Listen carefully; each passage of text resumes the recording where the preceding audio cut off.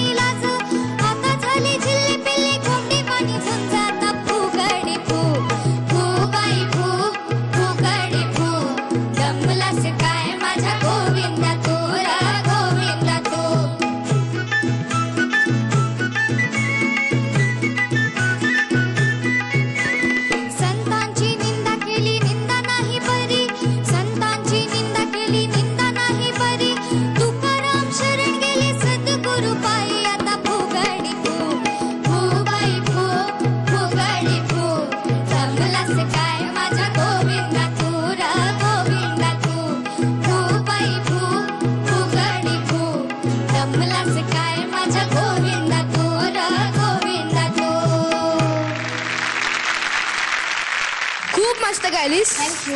तुला माहिती का कोणाचं गाणं आहे? हो. कोणाचं आहे? विठ्ठल आजोबांचं. आजोबा कसं वाटलं गाणं? माझ्यापेक्षा सुरेख वाटलं. आणखीन विशेष असा आणखीन आनंद वाटला असा की हा वेश आहे.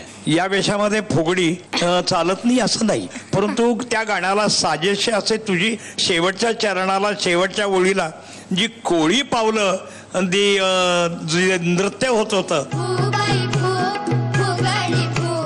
ते मला अत्यंत भावलं. तुम्हाला माहिती आहे का बाबांचं वय किती आहे? नाही. नाही. ते तुमच्यापेक्षा फक्त 70 वर्षांनी मोठे आहेत. त्यांचं वय 80 आहे आणि त्यांचा आवाज बघा. या वयात इतका सुंदर आवाज. बाबा तुम्ही कसा जपता आवाज आणि इतका सुंदर आवाज कसा ठेवू शकता? हा आवाज जो आहे माझ्या घरातली परिवारातली जे सगळे मला सांभाळत आहेत त्याच्याकडनं ही ऊर्जा मिळते. आणि विशेषतः आत्मविश्वास हा प्रबळ पाहिजे. नाही ग आज काही असं माझा आवाज न असं बसलेला आहे मला गाता येणार असं कधीच बोलायचं नाही. मी गाणार मी जाणार आणि मी कार्यक्रम करणार, मी सक्सेस होणार.